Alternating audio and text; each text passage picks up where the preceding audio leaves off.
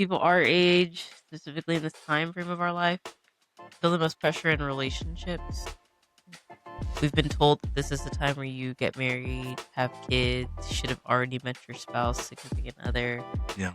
should already be done with school. Boom, boom, boom. But there's no rule book or time frame or formula equation that tells us at what point we should be achieving things. So if that's not happening for someone, they feel behind. And then that pressure kind of sneaks in. Yeah. Yeah. When you think of achievements, you think of, career and education. But yeah, relationships or family building, that's a big one. And these are things that aren't necessarily in your control.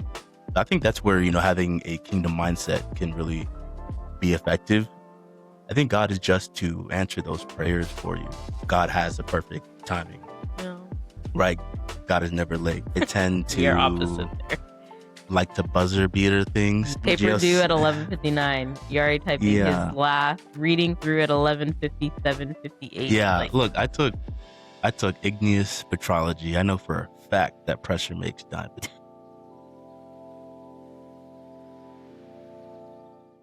Hello and welcome to the Kingdom Minded Podcast. I'm Yare. and I'm Nanye. This is the podcast where we talk about higher education, career, what it really means to live out those things with a kingdom mindset. And today we'll be talking about the pressure to achieve. That's definitely something that a lot of people in our position might feel.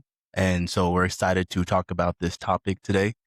And yeah, so how do you feel about the pressure to achieve? Is that something that you think that you might have felt in your career as you've ranked up through education as well as your residency now?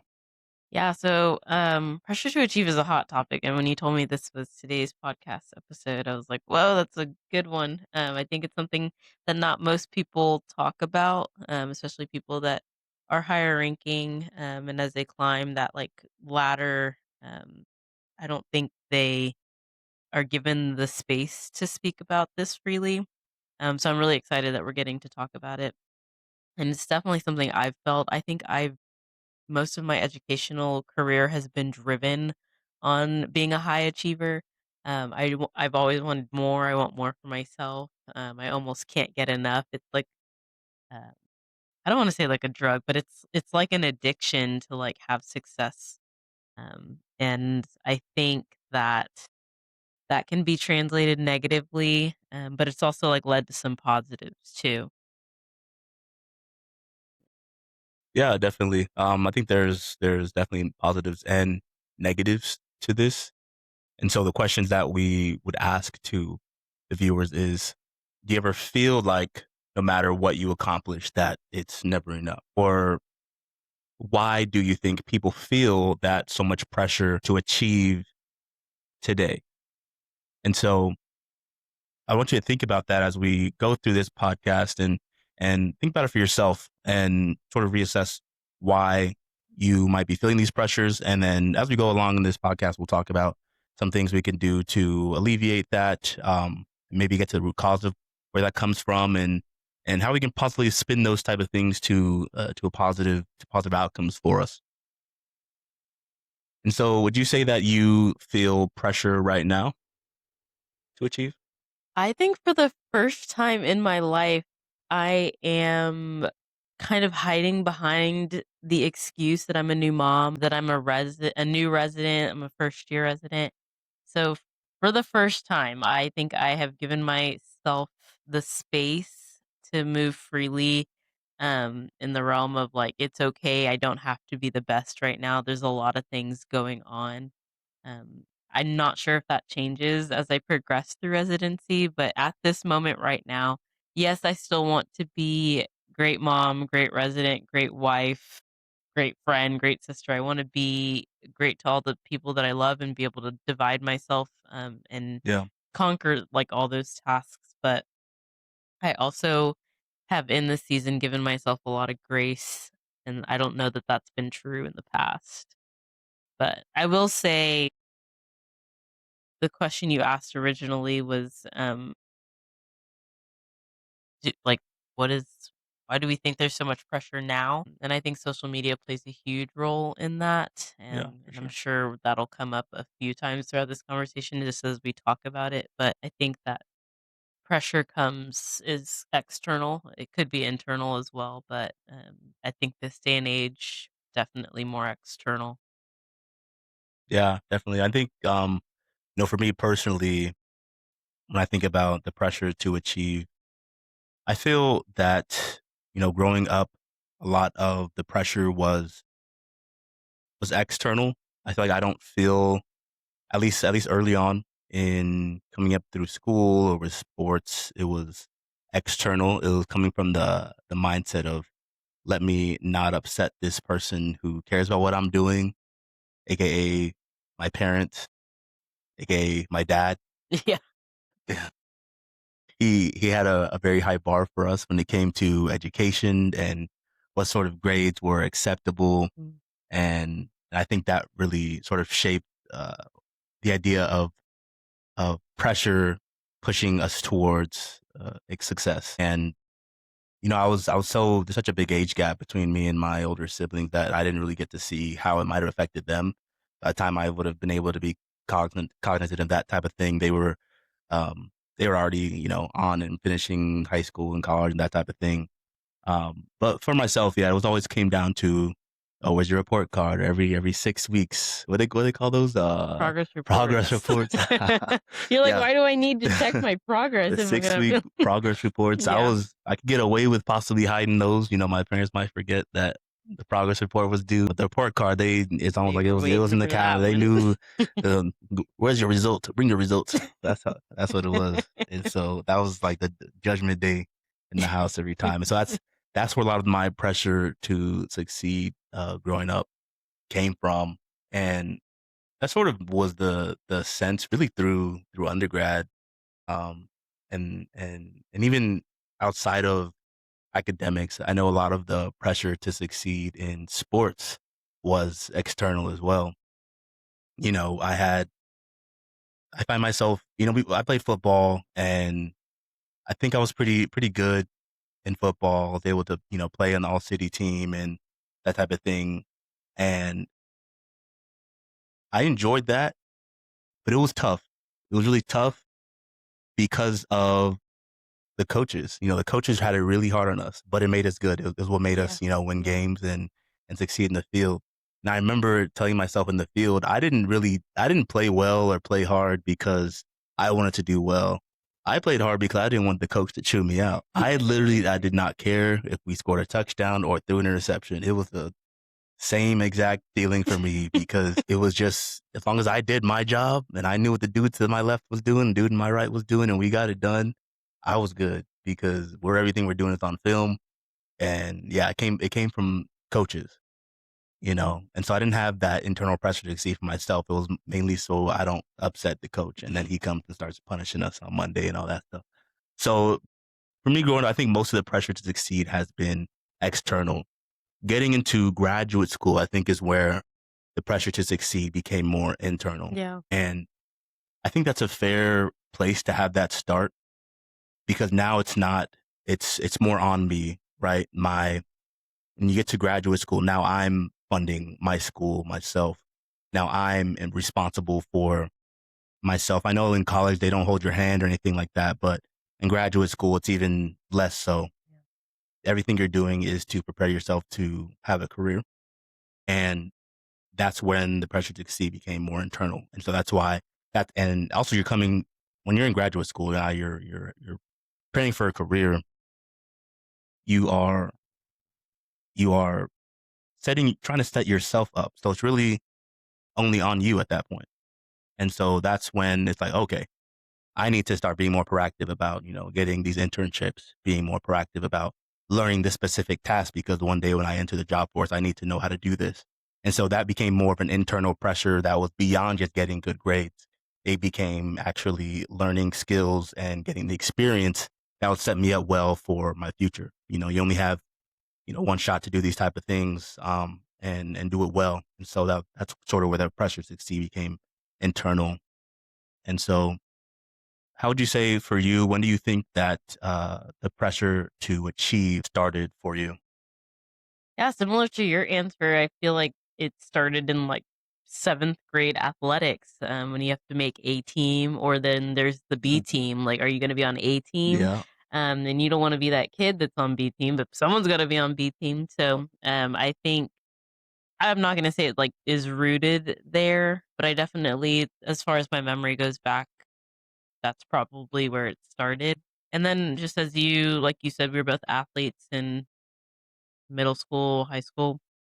As time goes on, you wanna be the girl or guy that's, like, known for being good at something, so you work your butt off so that people know you as someone that's that person that's good.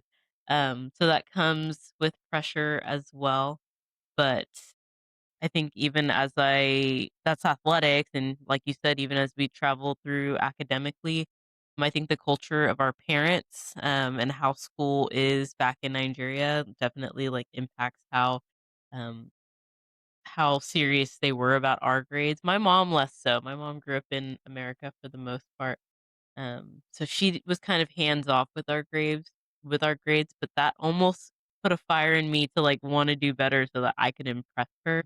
So it started young, I would say, Yeah. and it grew in severity and in magnitude as I got older, but I would say for the first time in a long time, I feel less pressure.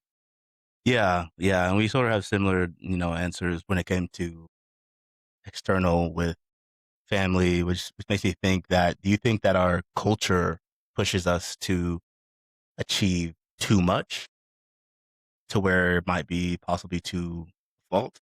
I think so. I think people luckily, we came on the other side of it where we also wanted the success for ourselves, but in Yeah, our culture, there could be a lot of pressure on someone that doesn't have that expectation of themselves, and I think yeah, that can spiral them downward and have a negative impact and the opposite effect that our parents would want for us. yeah, So yes, our culture is intense, and I think they always say, "What you could be." You're Nigerian. You could be three or yeah. four They things. You could be an engineer, a doctor, a lawyer, or a failure. And those are like your only options. So you see a lot of Nigerians like in those high achieving fields because of what our parents ingrained in us at an early age. yeah, yeah, definitely. I think that's something I definitely resonate with. Where you said, yeah, like you said, the running joke in the Nigerian community can be a doctor, lawyer, engineer, or a disappointment. It's like it's funny, something about the Nigerian community, it's like anything outside of those professions or maybe a spin-off of the profession like nursing or Isn't something good like enough. that.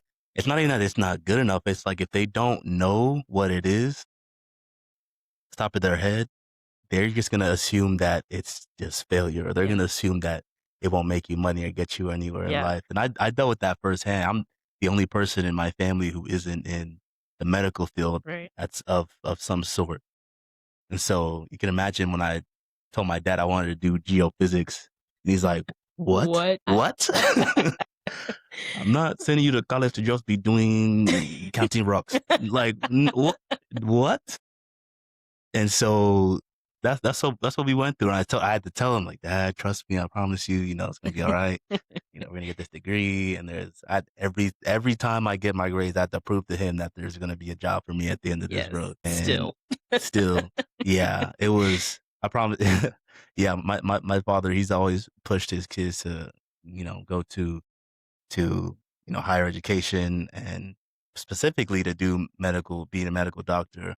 Right now we're amongst my 5 siblings, we have 2 doctorate degrees, 1 more loading than myself, and yeah, no MDs, so he was unsuccessful in that. Not a But we've all reached some level of success for sure, but none of it's been MD, and so I'm sure somewhere in the back of his mind, he's hoping that, someone one might of pick it y'all. up one day. Yeah. To this day, if I were to go into his house, he'd probably still be convincing me, if you just take biology here, a semester here, and chemistry, you have your prerequisites done. You can just be applying to medical school in 1 year. And that's I don't need that. So I'm in too deep. I'm like, Dad, I'm in too deep at this point. I'm a year away from the PhD, but he'll probably still try to convince me to be a medical doctor. I don't know what it is, but we love And it. what's crazy is that it's like a lot of them, I don't know where that comes from because like why do they want it so badly for us? I've always wondered that. Yeah, I think the MD, and it's really with all, That might be pressure it's really that with they feel. Like why they yeah, might also feel pressure that like, "Oh, look at my kid's doctor. Look at yeah, my yeah, MD." Like yeah, that might be external pressure from wherever they grabbed that from. yeah, and I think that's a pretty much a constant, a staple within, a lot of these communities of, Yeah. people of color. Because you talk to, our Indian friends, it's the same thing. Our, Northern Asian friends, it's the same thing. And so we sort of, and that's what sort of pushes us to success. And Mhm. that's probably why your PCP is Indian, Nigerian, or, some sort of Asian. That's why our parents did it to us, Yeah, yeah. Choice. We have a Yeah, choice. and I think when it comes down to that, it's the model of, stability. There's never gonna be a world where you don't need a medical doctor. You can work wherever Yeah. you want. There's high pay, and it's just got that level of respect to it. So what pressures do you think that people our age feel the most? I think that people our age, specifically in this time frame of our life, feel the most pressure in relationships. And I think we've been told that this is the time where you get married, have kids, should have already met your spouse, significant other, Yeah. should already be done with school. Boom, boom, boom. And there's no rule book or time frame or formula equation that tells us at what point we should be achieving things. But for whatever reason, this is the age that a lot of things happen. So if that's not happening for someone, they feel behind, and then that pressure kind of sneaks in.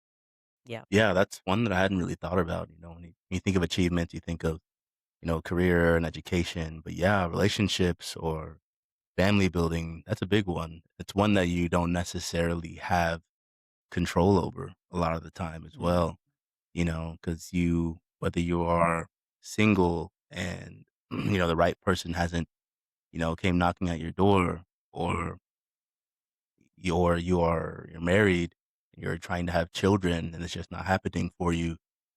Yeah, I could definitely see how, these are life achievements and these are things that aren't necessarily in your control. I think that's where, having a kingdom mindset can really be effective, yeah, and not only for yourself, but also in the fact that when you have that kingdom mindset and you're praying for what you want and you're actively, doing the right things and putting yourself in the right situations to achieve what you want, I think God is just to answer those prayers for you. And because it's not happening doesn't mean that God isn't listening to you. I think it's one of those things where God has the perfect timing, yeah, right? God is never late. You look at Abraham and Sarah, you know, Abraham was 100 years old. By today's standards, obviously that's not yeah. Not how it typically works. not really possible. Of course, age worked differently back in the Old Testament, and humans age differently in those times. But you can see that they are praying for a long time, and that prayer wasn't answered until much later. Yeah, And but for God, it was perfect timing, and God's never late. We might get antsy, but God's never late. And so that's where having that faith and being rooted in what the Bible says and being rooted in prayer is definitely important when it comes to trying to achieve what your goals are as well. And so with that, I mean, but probably not in this scenario when it comes to things you can't control, but do you think that there are some pressures that can be actually good or beneficial to people? like I said at the beginning, they can be external, they can be internal, they could be negatively impacting, and they could be positively impacting.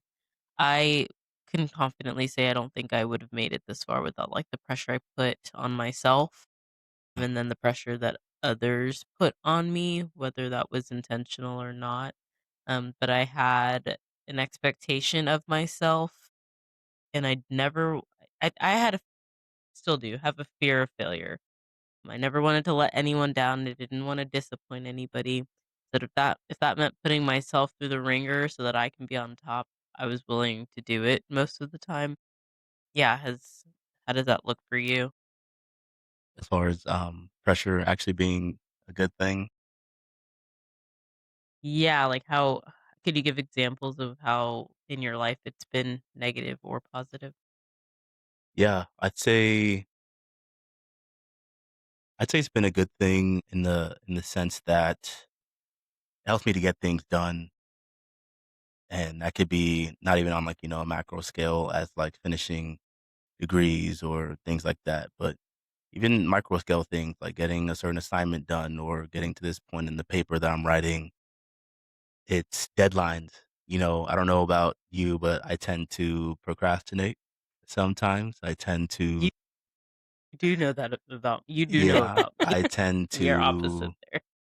like to buzzer beater things. Yeah. Paper due Just at 11:59. You're already typing his Yeah. last reading through at 11:57:58. Yeah, Like, look, I took igneous petrology. I know for a fact that pressure makes diamond. And so, I like you know what I'm saying? And that's worked for me. I wish it wasn't this way because I look back on it when I do eventually get these things done. I'm like, man, if I just an did this hour earlier, earlier, an not even that, hour. yeah, like if I started this a week ago, I wouldn't have to be,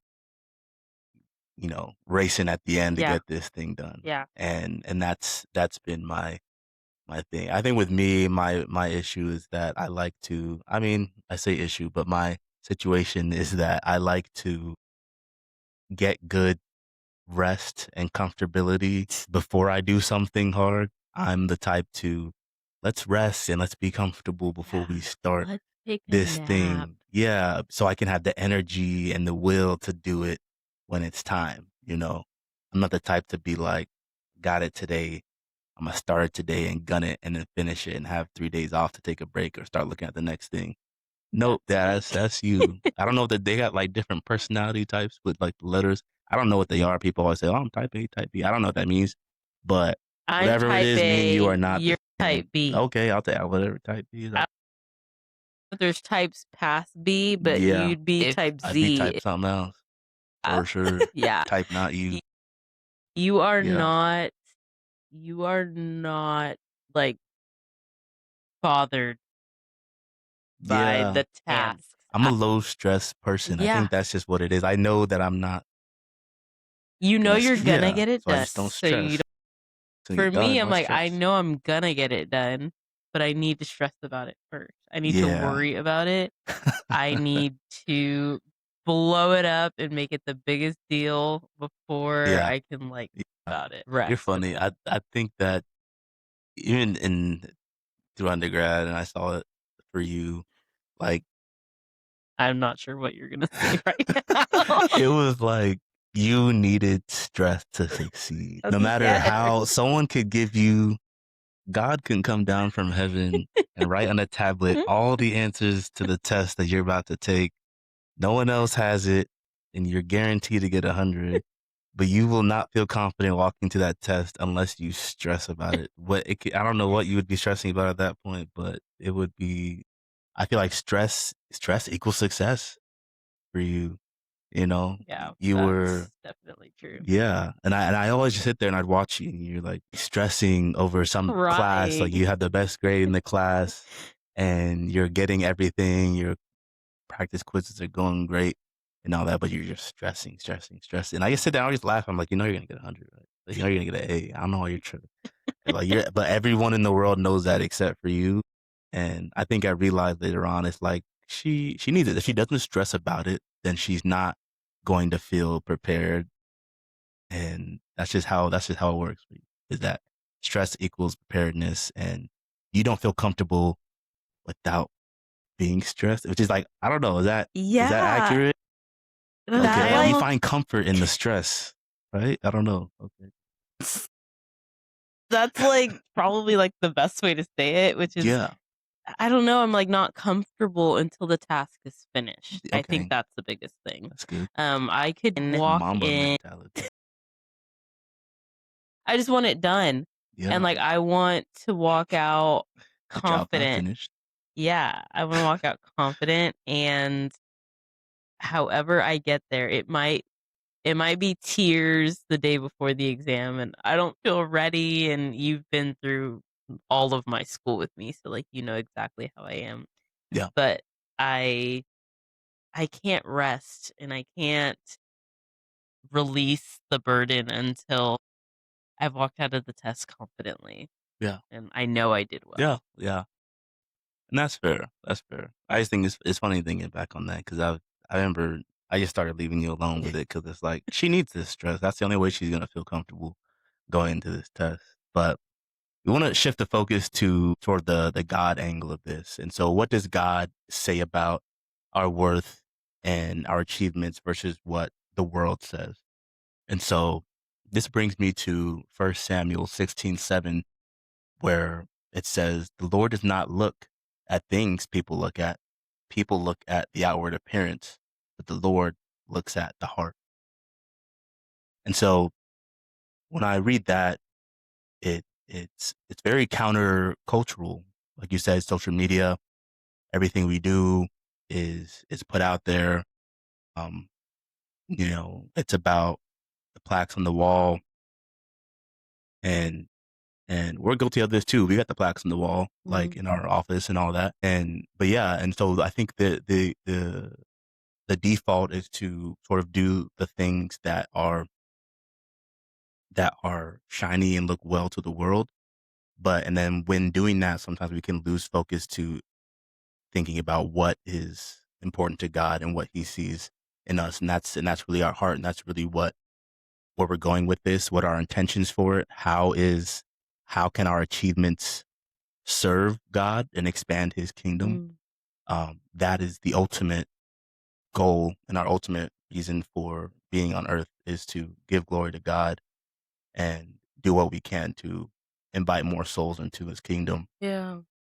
And so I think that's one of the challenges that we'll for sure be working on and going through, and that we encourage the listeners to also embark on and think about how can this pressure that you have on yourself or someone else is putting on you to achieve, how can that be turned around to glorify God in one way or another, or how can that pressure be moved to I'm having pressure to go back to school, I'm having pressure to get this job, pressure to meet this deadline. You can flip that into pressure to use the tasks or the skills that God has given me to achieve in this space. And I think part of that is also letting your faith be known in that space as well.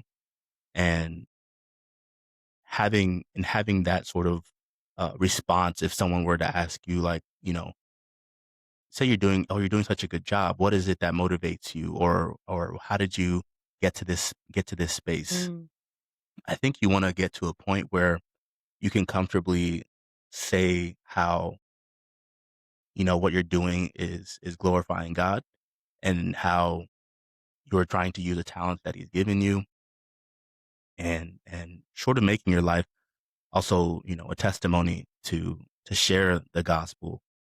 A lot of times when people ask, like, you reached this or you've had this position, like, that's so cool. How do you get there? And a lot of times I'll just sit back and be like, look, it's been God. Like, God has mhm. stepped Yeah. in places where I didn't even think that I would, get to. And a lot of times, especially when they're, not non-believers or people who are struggling in the faith or sort of, lukewarm about it, that's sort of a comfortable space for them to ask more. And I've had that happen to me personally, where someone has asked me how I've achieved those things, and I told them that it's all God. And they kind of look at you like, tell me more about that, and then that was my avenue to share the Mm, gospel with them. And then before you know it, we're having 30-minute conversations and they're crying in my arms and I'm praying for them. Like, those are the type of things that you should be prepared to do when you have the power of God working through you, as well yeah. as the knowledge to be able to link your life with what God is trying to do in your life and have your wills align. That comes by, just walking like, being the example for other people, being the guide, which we pray about a lot. We pray that God would guide our steps.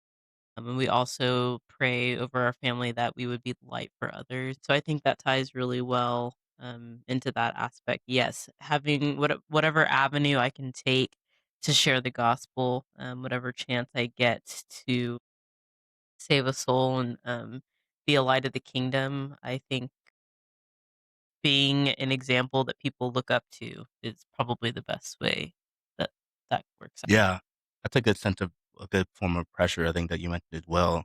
A lot of times, people you don't realize or think about who's looking up to you. Watch, yeah. Yeah, who's watching you, and Someone yeah, told us that. I mean, I don't know how recently that was.